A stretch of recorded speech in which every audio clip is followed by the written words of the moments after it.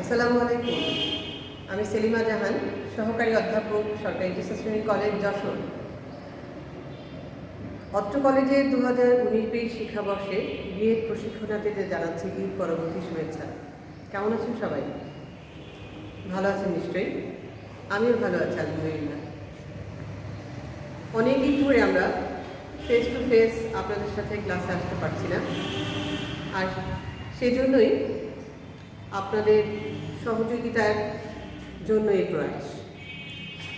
আশা রাখি আপনাদের উপকারে আসবে। চলুন পাঠে ফিরে যাই। আজ আমি শিখন শেখানো দক্ষতা ও কৌশল এই বিষয়টির ইউনিট 4 আন্তঃব্যক্তিক ও যোগাযোগ দক্ষতার একটি সাব টপিক নিয়ে আলোচনা করব। চলুন দেখি আপনারা বলতে পারেন কিনা আজকে আমরা কী নিয়ে আলোচনা করব। আচ্ছা, এখানে যারা আছেন তাদের অনেকেই শিক্ষক হিসেবে কর্মরত আছেন, অনেকেই বা এই প্রশিক্ষণ শেষে শিক্ষক হবেন। সর্বোপরি আমরা সকলেই কিন্তু একসময় শিক্ষার্থী ছিলাম, তাই না? এবার মনে করেন তো যে আমাদের শিক্ষকরা সবচাইতে বেশি কোন উপকরণটি ব্যবহার করে তাদের ক্লাসকে সাবলীল এবং সার্থক করে তুলতেন? হ্যাঁ, ঠিক বলেছেন, চকবোর্ড। বর্তমানে আমরা চকবোর্ডের সাথে হোয়াইট বোর্ডও ব্যবহার করছি। তো চলুন আমরা সাদা কালো এই বোর্ড ব্যবহারের দক্ষতা অর্জনে করণীয় বিষয় নিয়ে আলোচনা করি। তাহলে আজকে আমাদের পাঠের বিষয় সাদা কালো বোর্ড ব্যবহারের দক্ষতা অর্জন। সাদা কালো, লিখে নেন, সাদা কালো বোর্ড ব্যবহারের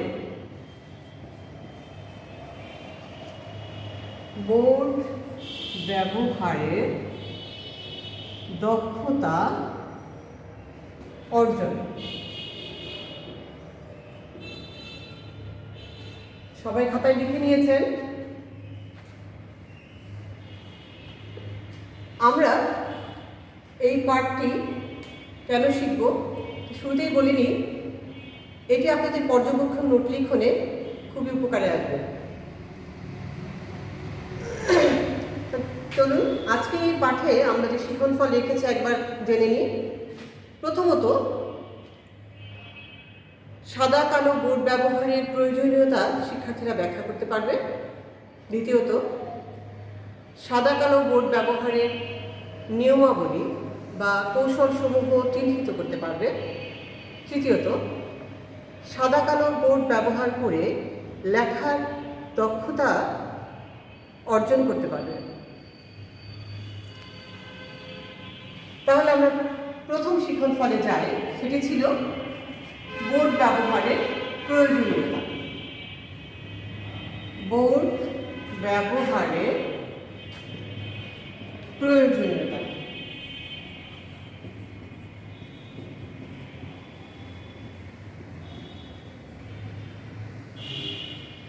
আমরা কেন বোর্ড ব্যবহার করব? এটি সবচাইতে সহজলভ্য এবং দীর্ঘস্থায়ী অতি উপকারী একটি উপকরণ। দ্বিতীয়ত, এটি ব্যবহার করে খুব সহজেই শিক্ষার্থীদের মনোযোগ আকর্ষণ করে সহজ এবং সাবলীলভাবে একটি ক্লাসকে সার্থক করা যায়। তৃতীয়ত, এটির মাধ্যমে অনেক শিক্ষার্থী সম্বলিত একটা শ্রেণীতেও সহজেই তথ্য উপস্থাপন করা যায়। তাহলে আমরা সবাই ক্লিয়ার যে বোর্ড ব্যবহারের প্রয়োজনীয়তা কি?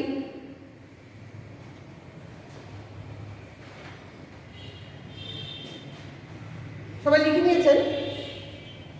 ঠিক আছে, মুছে দিচ্ছি। আমরা এরপরে জানব সাদা কালো বোর্ড ব্যবহারের দক্ষতা অর্জন। সাদা কালো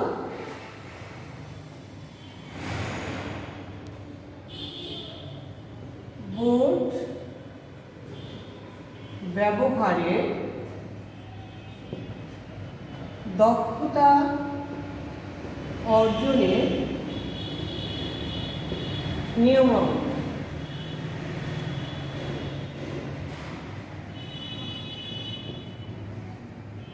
সাদা কালো বোর্ড ব্যবহারে দক্ষতা অর্জনের নিয়মাবলী। এর শুরুতেই বলবো, বোর্ডটি এমন জায়গায় স্থাপন করতে হবে যেন সেটি রুমের সামনের দেয়ালে হয়, যাতে করে সকল শিক্ষার্থী বোর্ডটি দেখতে পারে। রুমের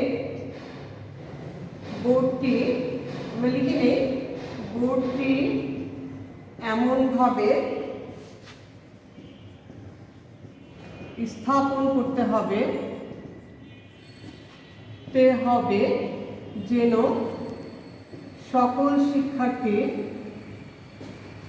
শিক্ষার্থী বোর্ডের লেখা দেখতে পায়, বোর্ডের লেখা দেখতে পায়। 2, শিক্ষককে বোর্ডের বাঁ দিকে এমনভাবে দাঁড়াতে হবে যেন বোর্ড লিখতে গেলে শিক্ষার্থীরা বোর্ডের লেখা ভালোভাবে দেখতে পায় এবং শিক্ষকও যেন শিক্ষার্থীদের আই কন্ট্যাক্টে থাকে। তাহলে কি, শিক্ষককে এমনভাবে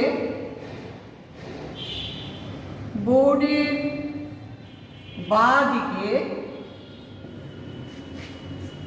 বাম পা আগে দিয়ে ডান হাত প্রসারিত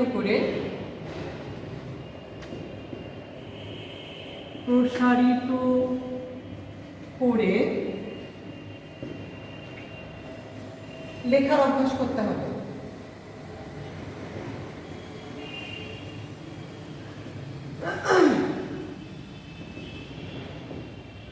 আমরা বলে থাকি শিক্ষক সবসময় 45 ডিগ্রি কৌণিক দূরত্বে দাঁড়াবে, তাতে করে শিক্ষক শিক্ষার্থীর আই কন্ট্যাক্ট থাকবে এবং শিক্ষার্থী ভালোভাবে বোর্ডের লেখা দেখতে পাবে। 3 নাম্বার, শিক্ষক প্রয়োজনে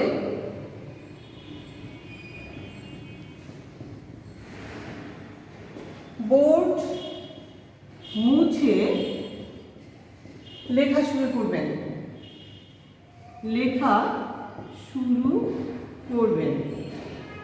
এটা বলার অর্থ নেই যে অনেক সময় আগের দিনের লেখা থাকে, এই জন্য শিক্ষক বোর্ডটি পরিষ্কার করেই লেখা শুরু করবেন। লেখা হয়েছে, আমরা এগুলো মুছে দেই।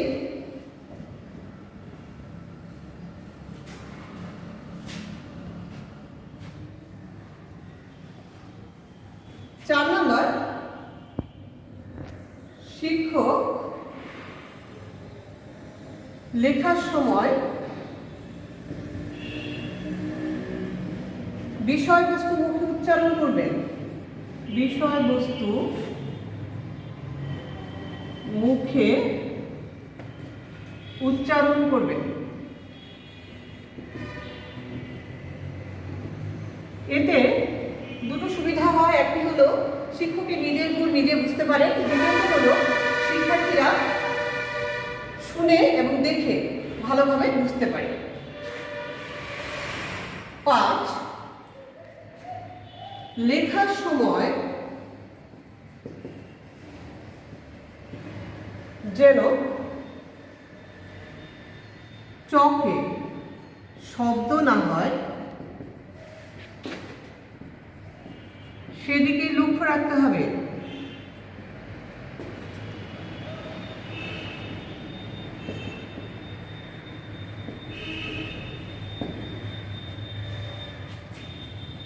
6, গুরুত্বপূর্ণ বা জটিল বিষয়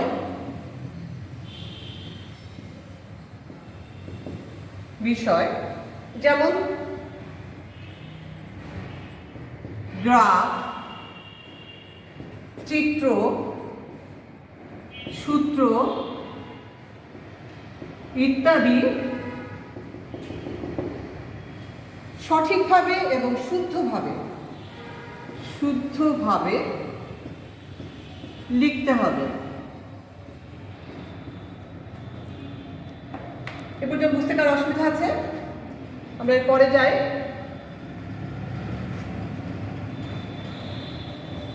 আমরা এতক্ষণ যে কাজটি করছি, বোর্ড বারবার মুছে নিচ্ছে, কারণ কি? যাতে সকলে দেখতে পারে।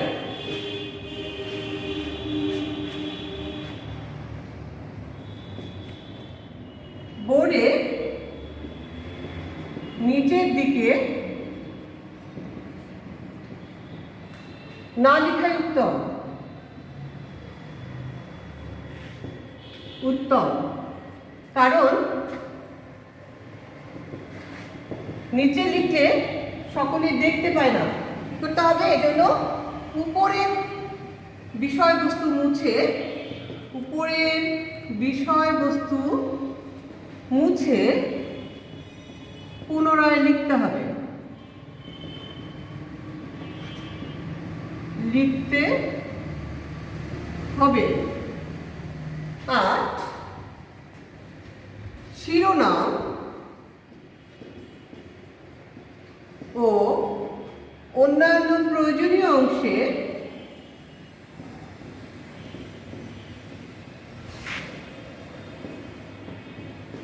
অংশে আন্ডারলাইন করতে হবে।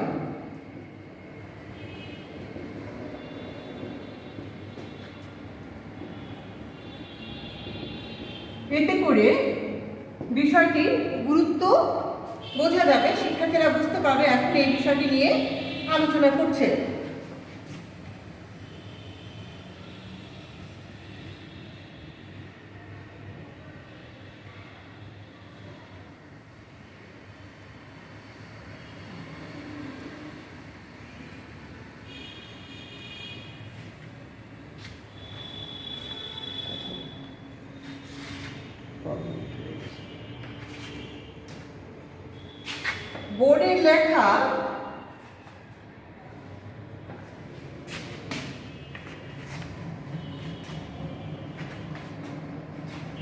বোর্ডের লেখা অবশ্যই সুন্দর, পরিচ্ছন্ন ও ধারাবাহিক হতে হবে।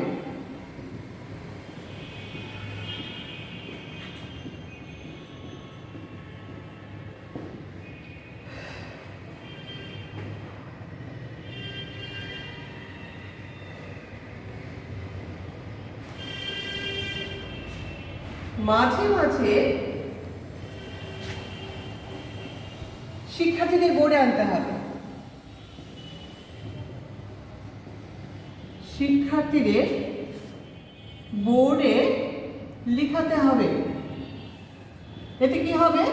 শিক্ষার্থীরা সাবলীল হয়ে উঠবে বোর্ড ব্যবহারে এবং তাদের অংশগ্রহণ বাড়বে। আরেকটি কাজ করতে হবে, শিক্ষককে মাঝে মাঝে শ্রেণীর পেছনে যেতে হবে। শ্রেণীর পেছনে গিয়ে নিজের লেখা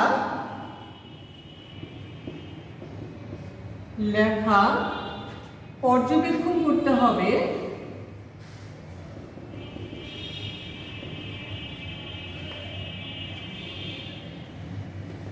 পর্যবেক্ষণ করতে হবে যেন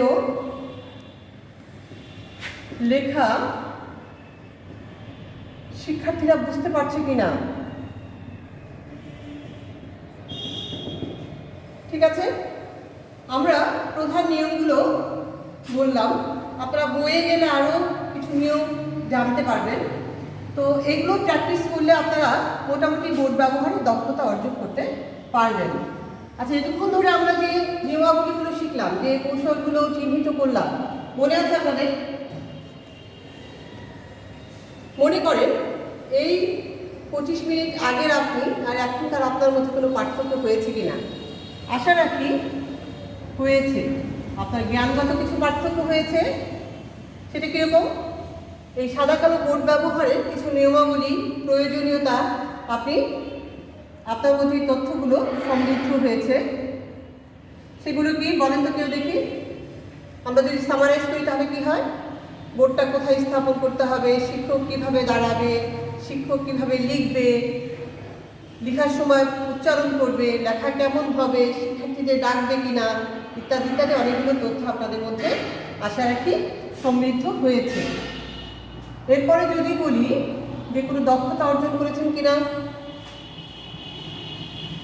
হ্যাঁ, করেছেন। সেটা কীভাবে করেছেন?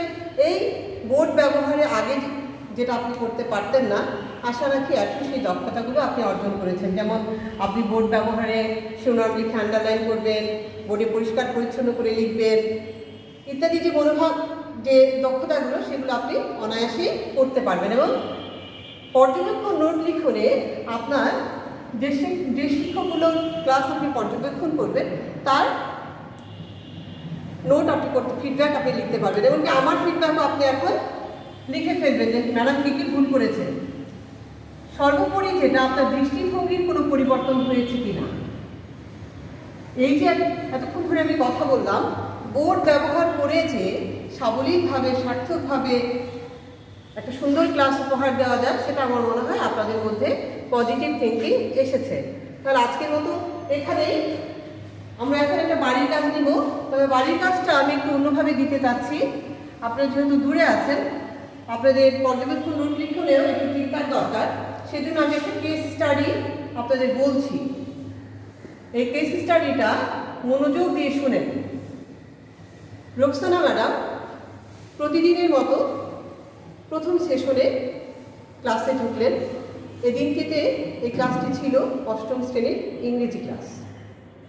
ম্যাডাম নিয়মিত ক্লাসে ঢুকে পাঠদান শুরু করলেন। শুরুতে দেখতে পেলেন যে বোর্ডে আগের দিনের বাংলা লেখারে কিছু তথ্য রয়েছে, কিন্তু বোর্ডটির নাম উঠেই উনি ডান দিকে ফাঁকা জায়গায় বড় বড় অক্ষরে কিছু লিখলেন। এরপরে সে পাঠদান শুরু করলেন। প্রয়োজনীয় লেখা লিখলেন, কিন্তু মুখে উচ্চারণ করলেন না। আবার তার ইচ্ছে মতোই বোর্ডের লেখাগুলো মুছে নতুন লেখা শুরু করলেন। এতে করে কিছু শিক্ষার্থী তথ্য উপাত্ত লিখতেও পারল না। মুখে লেখার সময় ম্যাডাম মুখে উচ্চারণ করলেন না। একজন শিক্ষার্থী এটা জটিল শব্দ বুঝতে না পারায় জিজ্ঞেস করাতে ম্যাডাম ডান দিকের বিষয়, শ্রেণী ইত্যাদি লেখার উপরে ছোট্ট করে লিখে দিলেন। শিক্ষার্থী বুঝতে পারল না। আবার লেখার সময় একটু ঘস ঘস শব্দও হচ্ছিল। এতে করে শিক্ষার্থীরা বিরক্ত হচ্ছিল। সবশেষে ম্যাডাম ছোট্ট করে একটা বাড়ির কাজ লিখে সময়ের অভাবে শ্রেণীকক্ষ বোর্ডটা মুছে না মুছে শ্রেণীকক্ষ ত্যাগ করলেন। আপনাদের কাছে প্রশ্ন যে এই রোকসানা ম্যাডাম তার ক্লাসে কি কি ভুল করলেন? চকবোর্ড ব্যবহারে আমরা লিখি কেস স্টাডি করে রোকসানা ম্যাডাম তার শ্রেণীতে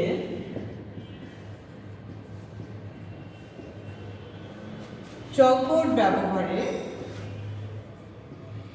ব্যবহারে কি কি ভুল করলেন তার একটি তালিকা তৈরি করুন।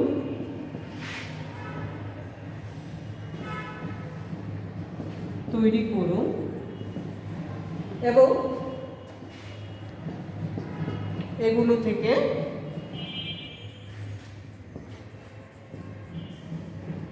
উত্তরণে প্রয়োজনীয় পদক্ষেপগুলো লিখুন।